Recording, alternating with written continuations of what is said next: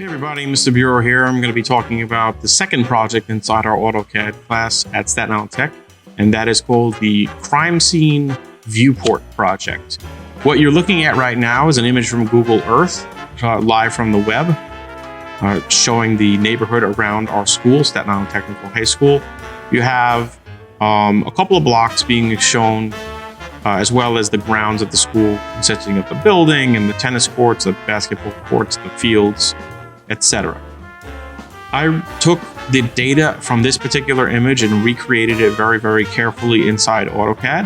I did not attempt to make it like particularly beautiful or anything like that, but this is a to-scale map of everything that you will see from that Google Earth thing, including like just a rough idea of like where the houses are.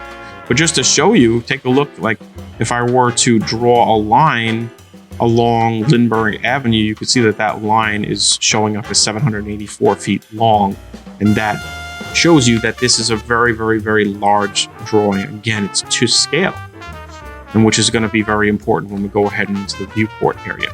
So the purpose of this project is not to draw anything really. It's to set up the viewports properly inside our crime scene. So if I go to the layout view, which has been preset, we have what's called a crime scene report. And you can see that I have actually drawn a whole bunch of stuff on this legal size piece of paper to have you fill out this crime scene report. This box right here, which is just a box, is going to be used for you to contain the map. So you're going to set up a viewport to show off the full map of the school right here. And as you can see, it's the same shape. Okay, so you're going to use a viewport to view this entire map. Then you will find a body on your drawing, and you will use this particular box right here to display the body. Over here, you will display the evidence. There are two pieces of evidence for your body. They might be a blood stain on the floor, or some footprints, or a weapon, or something like that. Each version of this particular project, which there are 3 versions, has a different placement for the body, for the victim, and the 2 pieces of evidence. Then, after you do that, you're going to be drawing arrows coming from here to where the location is on the map. So, for instance,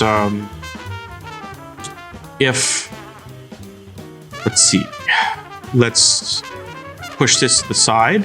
I'm going to draw very quickly another box that's representing our map. And maybe I'll put like a little circle over here, and maybe a small rectangle over here, and then another small rectangle over here with like 2 pieces to it. So let's say that that is my map, and I show on it a body and 2 pieces of evidence. That means over here, I can create a viewport in here, in this particular map area, and show that off. So I would do the rectangular viewport option and pop it in here.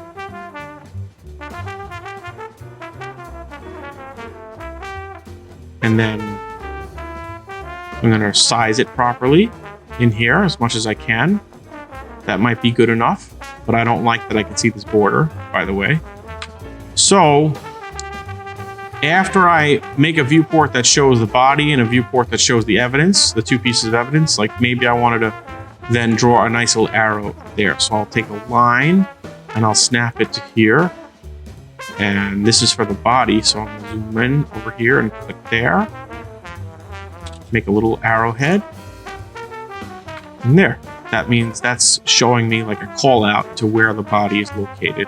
And then piece of evidence, same thing. It's going to be a nice close-up view of the evidence. But this particular one is going to point over here.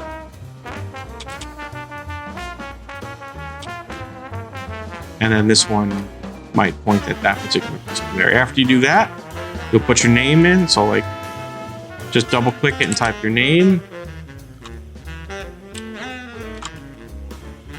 So Bob the victim. Whoops. I have to resize that thing.